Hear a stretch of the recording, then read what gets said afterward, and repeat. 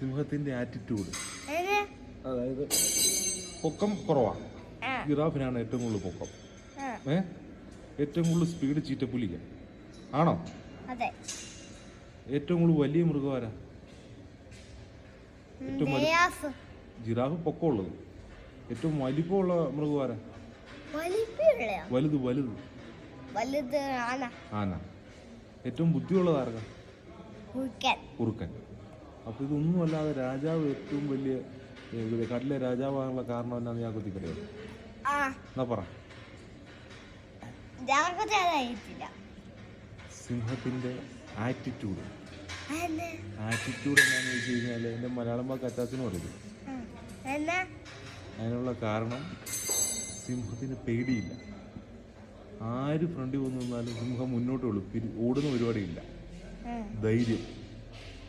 ഒരു ഒച്ച